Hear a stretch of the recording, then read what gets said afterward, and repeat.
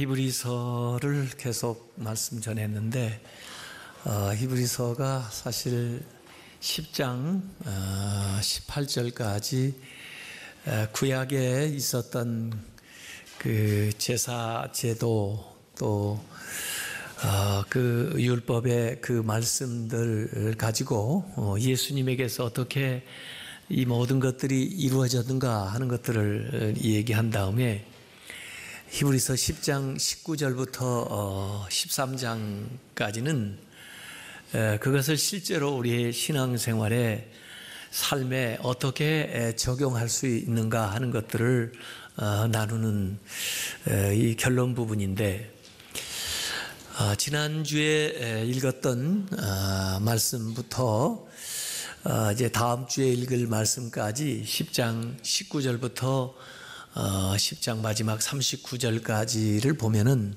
세 가지의 단락으로 말씀을 우리에게 주고 있습니다. 첫 번째 단락은 지난주에 말씀드린 대로 권면의 말씀이고, 두 번째 단락은 오늘 말씀을 전하는 대로 경고의 말씀이고, 세 번째 단락은 다음 주에 전할 것인데 격려의 말씀이 나와 있습니다. 그래서 아주 적절하다 그런 생각이 들어요. 권하는 말이 나오고 또 위험에 대한 경고의 메시지도 나오고, 또 그러나 잘하고 있으니까 또 잘하라고 격려하는 말씀도 이렇게 나와 있어서 그 각각이 아주 특징이 있으면서도 꼭 필요한 요소들을 우리에게 가르쳐주고 있다, 그런 생각이 듭니다. 먼저 그 권면의 말씀은 지난주에 믿음, 소망, 사랑 이 세 가지 가지고 얘기를 했습니다. 믿음 가지고 하나님께 더 가까이 나아가라 하는 거고, 예수 그리스도를 통해서 주신 그 약속, 그것을 소망으로 굳게 붙들라 하는 말씀이고, 그리고 주님의 사랑으로 서로 이 격려해 주라 하는 것이 지난주에 했던 말씀의 요약입니다. 그러면서 마지막에 25절에 하나의 그 위험에 대해서 얘기를 했어요. 모이기를 패하는 사람들의 그 습관같이 하지 마라 그랬습니다. 왜냐하면 그렇게 모이기를 소홀히 하다가는 이제 이 위험에 빠져들기 때문에 그렇죠. 그래서 오늘 26절에 원래 시작할 때는 왜냐하면 하고 시작해요. 우리 한국말 성경에는 그 가르라고 하는 원래 왜냐하면이라는 그 단어가 좀 번역이 안 됐네요. 왜냐하면 우리가 진리를 아는 지식을 받은 후에 짐짓 죄를 범한 즉 다시 속죄하는 제사가 없기 때문에 이런 말이 되겠습니다. 근데 사실 시작부터 이 26절이 굉장히 어려워요. 난해 구절이라 그럽니다. 물론 이해할 수 있는 말부터 시작하면 우리가 그랬으니까 신자들, 이 히브리서 기자를 포함해서 신자들에게 하는 말인데, 우리가 진리를 아는 지식을 받은 후에, 진리를 아는 지식을 받은 후가 언제냐? 어떤 분들은 과거에 그렇게 해석을 했어요. 세례를 받은 후에 다시 범죄하면 이렇게 읽게 되면은 이 세례 받는 것이 굉장히 부담스럽단 말이에요. 세례 받고 나서 또 다시 죄를 지면은 어떻게 하나. 그래서 그렇게 해석하는 것에 영향을 받은 사람들은 가능하면 세례를 좀 미뤄야 되겠다. 죄 지고 싶은 대로 또 질 만큼 지고, 그 다음에 마지막에 가서 죽기 전에 세례를 받아야 다시 죄를 지을 새도 없이 하늘나라 갈 수 있지 않냐. 이렇게 생각한 사람들이 있었어요, 실제로. 근데 문제는 언제 죽을지를 모른다는 거죠. 그리고 사실 그런 뜻이 아니고 진리를 아는 지식을 받은 후 이것의 그 의미는 기독교의 믿음을 받아들인 후, 이렇게 회심한 후, 이렇게 하나님의 자녀가 된 후, 이렇게 이해를 하면 될 것 같아요. 우리가 성경 어느 구절을 이렇게 해석할 때는 성경 전체의 정신에서 봐야 돼요. 구절만 따로 있지 않고 성경 안에 들어있는 거기 때문에 성경 안에서 그 구절을 이해해야 되는데, 우선 성경의 정신은 어떤 죄를 지었든지 주님 앞에 나와서 회개하면 용서받는다는 거예요. 그걸 우리가 알고 있기 때문에 이 말씀이 조금 혼란스러운 거죠. 예수님께서도 주기도를 우리에게 가르쳐 주실 때 그 기도 안에 회개의 기도를 가르쳐 주셨는데, 마태복음 6장 12절에 하나님한테 이렇게 기도하는 거예요. 우리가 우리에게 죄 지은 자를 사하여 준 것 같이 우리의 죄를 사하여 주시옵고. 이 신자가 하는 기도인데, 신자들도 죄를 짓기 때문에 예수님이 이 기도를 가르쳐 준 거예요. 저의 죄를 용서해 주세요. 그렇게 기도하라는 거예요. 사도 요한도 요한 1서 2장 1, 2절에 보면은 나의 자녀들아, 내가 이것을 너에게 쓰는 것은, 이 서신을 쓰는 것은 너희로 먼저는 죄를 범하지 않게 하려 함이라. 그런데 만일 누가 죄를 범하여도, 죄를 안 져야 되지만 죄를 범하여도 아버지 앞에서 우리에게 대언자가 있으니, 대신 이 죄를 속해 줄 뿐만 아니라 대신해서 변호해 주신 분이 계시니 곧 의로우신 예수 그리스도시라. 그는 우리 죄를 위한 화목제물이니, 구약의 제사를 생각해 보세요. 우리 죄를 속하기 위한 화목제물이니 우리만 위할 뿐 아니요 온 세상의 죄를 위하심이라. 이렇게 나와 있어요. 그래서 성경의 원래의 정신은 인간이 연약하기 때문에 신자도 심지어 죄를 진다.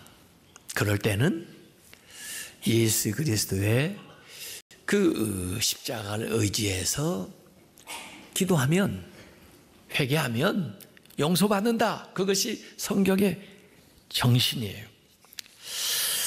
그런데 오늘 아까 제가 고의적인 이 짐짓이라는 것을 그렇게 해석해야 된다 그랬는데요. 성경에 보면은 고의적인 죄가 있고 무의식적인 죄가 있습니다. 그 구별을 민수기 15장 27절부터 31절까지 부지 중에 지은 죄, 고의로 지은 죄, 뭐 그런 얘기가 나오고요. 그 다음에 하나님께서 그것에 대한 말씀을 준 대목들이 나와요. 민수기 아까 15장 30절 31절에 보면 본토인이든지 타국인이든지 고의로 무엇을 범하면, 고의로 죄를 진다는 것이 뭐냐면요, 여호와를 비방하는 거예요. 왜 하나님이 이렇게 하지 마라, 또 이렇게 해라 하고 줬는데 그걸 무시하는 거니까. 그의 백성 중에 끊어질 것이라. 그런 사람은 여호와의 말씀을 멸시하고 그의 명령을 파괴하였은즉 그의 죄악이 자기애로 돌아가서 온전히 끊어지리라 그랬습니다. 그러니까 무의식적으로 짓는 죄하고 고의적으로 짓는 죄는 차원이 좀 달라요. 그래서 우리가 하나님을 믿는다면서, 하나님 말씀을 받았으면서 고의적으로 지는 죄에 대해서 아주 경각심을 가져야 됩니다. 고의적으로 하나님의 면전 앞에서 하나님의 명령을 어기는 것은 하나님을 비방하는 거고, 하나님 말씀을 멸시하는 거고, 명령을 파괴하는 거라. 이렇게 민수기에 강하게 얘기를 해놓았어요. 근데 사실 그렇다고 해서 이 죄가 용서 못 받을 죄는 아니에요. 다만 오늘 히브리서는 우리에게 뭘 경고하고 있느냐면, 이 배교에 대한 이제 경고를 하고 있는 것들이 앞에서도 나왔더랬어요. 히브리서 2장 1절에서 3절까지도 나왔고 3장 12절에서 4장 13절까지도 나왔고 6장 4절에서 6절까지도 이 배교하는 것에 대한 경고가 나왔어요. 6장 6절에 보면 이렇게 나옵니다. 타락한 자들은, 배교하는 거죠, 다시 새롭게 하여 회개하게 할 수 없나니 이는 그들이 하나님의 아들을 다시 십자가에 못 박아 드러내놓고 욕되게 함이라, 이렇게 나왔단 말이에요. 그래서 믿는다고 하면서 행동으로, 삶으로 믿는 자다운 삶을 살지 않는 것에 대한 경고의 말씀들을 주고 있어요. 특별히 예수 그리스도의 희생을 통해서 우리가 속죄함을 받았는데 예수 그리스도의 그 속죄를 부인하거나 또 이 예수 그리스도의 속죄 이상의 어떤 제사가 없다 하는 것을 이 히브리서는 우리에게 계속 얘기를 하고 있어요. 그래서 예수 그리스도의 그 속죄, 그 토대를 흔드는 자들에게는 더 이상의 속죄를 위한 제물이 없다, 다른 방법이 없다 하는 이야기예요. 이 히브리서가 쓰여지고 주어진 상황은 하나님 믿는 게 어려운 상황이에요. 왜? 박해, 핍박이 있기 때문에 드러내기도 무서운 그런 시절이에요.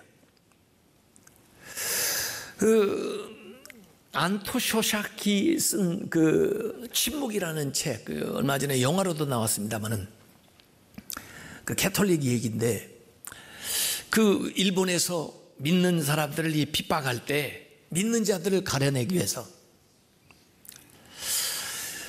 그 교회에 있는 성화를 떼어가지고 와가지고 바닥에 내동댕이 치면서 사람들 보고 침 뱉고 밟고 지나가라는 거예요. 뭐 안 믿는 사람이야 뭐 침 뱉고 밟고 지나가는 게 아무 가책이 없죠. 그런데 믿으면서, 믿는데, 물론 그 성화가 뭐 예수님의 초상화도 아니고 예수님 본 모습도 아니지만은 자기의 믿음을 시험하는 것이기 때문에 망설이게 되는 거죠, 신자들은. 근데 어떤 사람은 살기 위해서 침을 뱉고 밟고 지나가는 사람이 있어요. 그리고 또 어떤 사람은 그들이 뱉어놓은 침을 옷소매로 닦고 그것을 쓸어안고 순교를 당한 사람이 있다고 말해요. 하나님의 아들 짓밟는다. 이것이 실제로 신발로 밟는 것을 얘기할 수도 있지만 하나님의 아들 예수 그리스도의 이름을 그렇게 멸시하고 또 그렇게 짓밟는 그런 행위에 대한 경고를 여기 주고 있는 거예요. 이것은요, 비신자가 이런 일을 하기도 하지만 사실은 아까 우리가 믿는 자들이 그렇게 하는 경우가 있어요. 저 특별히 신학 공부를 한 사람이고 또 신학자들과 또 신학교 교수로서 이렇게 지내본 사람으로서 어떤 때는 아니 저 사람이 정말 신학자 맞나 싶을 정도로 하나님의 아들 예수 그리스도의 이름을 그냥 짓밟는 경우가 있어요. 예수님을 마치 사생아 취급을 하는 사람이 있어요. 이런 것은 신학자도 아니고 제가 볼 때는 종교학자가 될지는 몰라도 여기서 의미하는 그 죄, 그것이죠. 그리스도의 주권을 부인하고 그 권위를 부인하고 예수 그리스도가 하나님께로부터 왔다고 하는 사실을 부인하고 그 예수 그리스도를 보내신 하나님의 사랑을 부인하고 쳐버리는 그 행위, 그것은 어떻게 다시 돌이킬 수 없는 죄라고 하는 사실을 여기서 얘기를 하고 있는 거죠. 그래서 예수 믿는 사람들이 어려움을 당하는 그 상황 속에서 하나님을, 예수님을 비방하고 모독하고 부인하는 그 일들에 대한 경각심을 불러일으키고 있는 거예요. 그래서 우리가 이런 죄에 빠지지 않으려면 어떻게 해야 되느냐? 하나님의 아들의 이름을 높여야 돼요. 계속해서 높여드려야 돼요. 두 번째, 언약의 피를 부정한 것을 여기고, 예수 그리스도의 피는 보혈, 우리의 죄를 속하는 보혈, 예수 그리스도의 십자가는 구약의 모든 제사 그리고 모든 언약 하신 것을 완성하신, 단번으로 끝내버린 완벽한 최종적인 제사예요. 희생이에요. 그래서 우리 성도들은 마땅히 예수 그리스도의 보혈을 찬양을 해야 되고, 그 대속적인 죽음을 기념을 해야 되는데, 예수 그리스도의 십자가를 경홀히 여기고 또 예수 그리스도의 그 보혈을 헛되이 여기는 자들에 대한 경고를 하고 있는 거예요.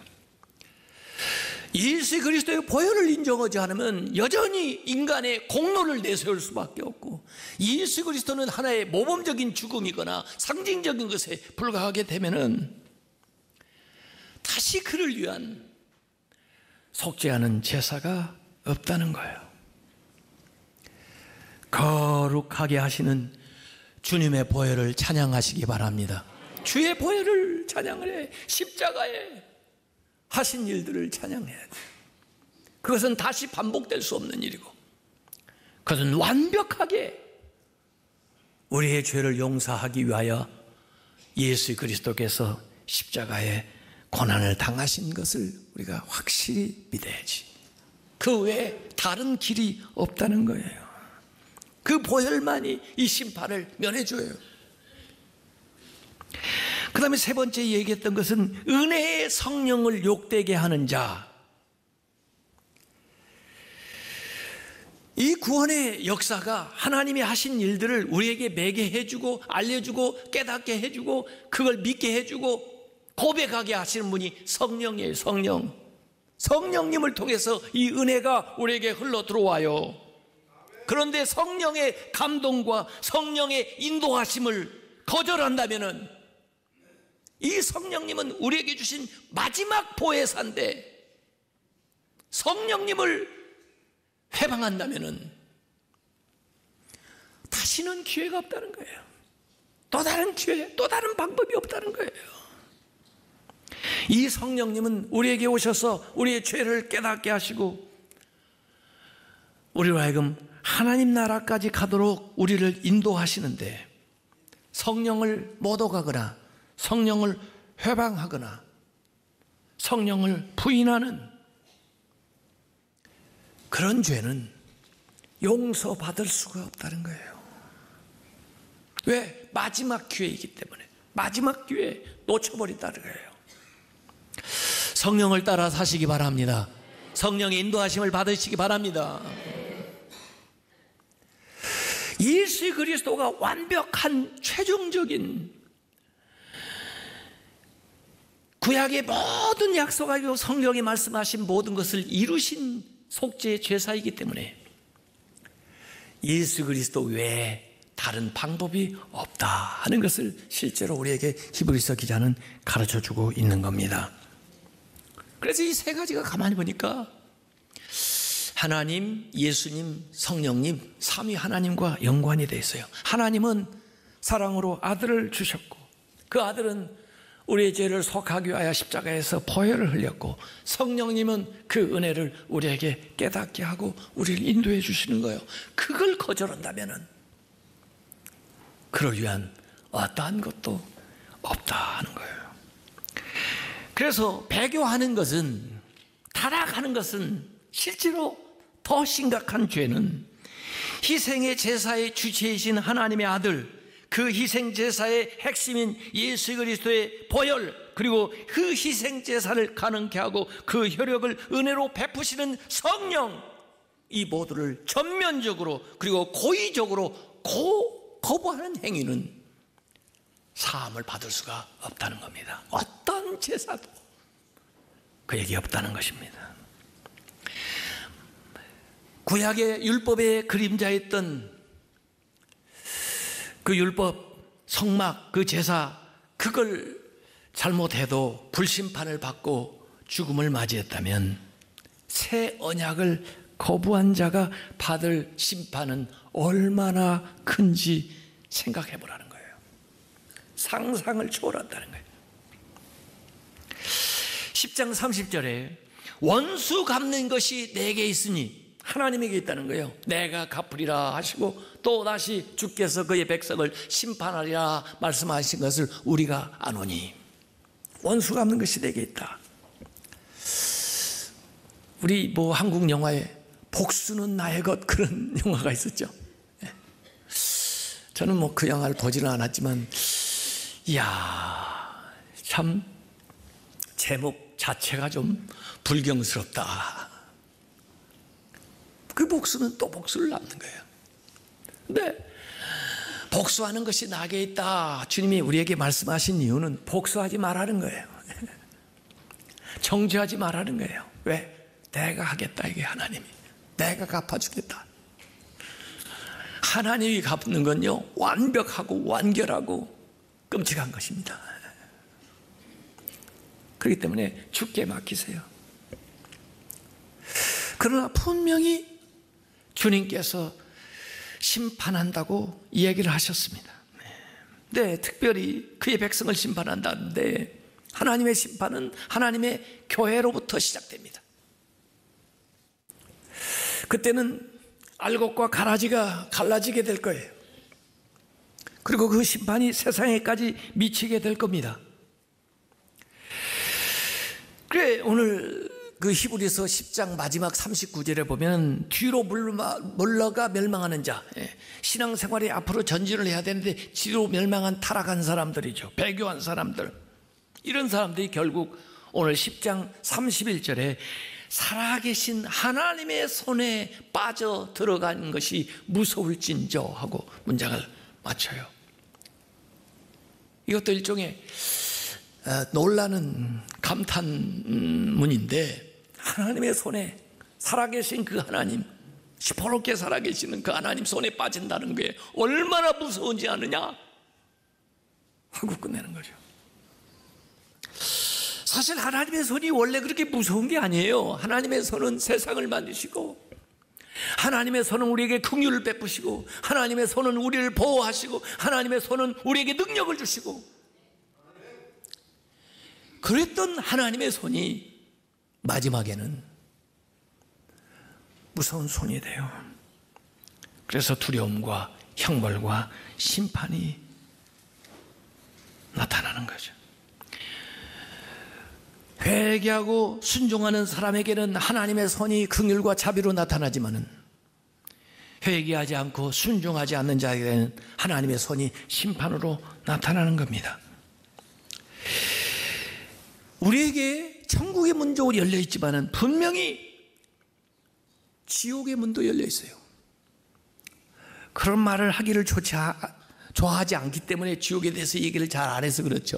옛날에 어르신들은 그렇게 지옥에 대한 설교를 많이 했어요. 어떤 사람들은 그럽니다. 아, 하나님이 사랑이신데 지옥에 넣겠나, 심판을 하시겠나 그러는데, 아마 그런 사람부터 심판을 당할 겁니다. 예수님이 분명히 말씀하셨습니다. 마태복음 10장 28절에 몸은 죽여도 영혼은 능히 죽이지 못하는 자들, 세상의 권세자들 두려워하지 말고 오직 몸과 영혼을 능히 지옥에 멸하실 수 있는 이를 두려워하라.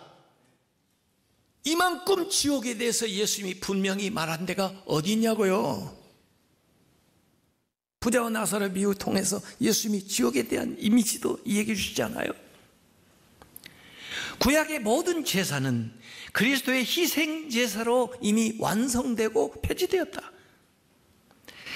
한 번으로 충족된 그리스도의 희생 제사는 더 이상 반복될 수가 없다. 이제 다른 제사가 필요한 것이 아니라 신자의 회개가 필요하다. 배교한 자들은 회개의 가능성이 없다기보다는 회개하기가 그만큼 더 어렵다. 예수님을 거부하는 자들에게는 죄사함이 없다. 오직 예수님을 의지하는 자에게만 죄사함이 있다. 예수님의 보혈 밖에는 심판에서 벗어날 길이 없다. 믿으십니까? 그 믿음 안에 확신하고 뒤로 물러가지 말고 더 앞으로 그 믿음을 가지고 성령님의 인도하심을 따라 주님 앞에 더욱 가까이 나아가는 성도들이 되시기를 주님의 이름으로 축원합니다.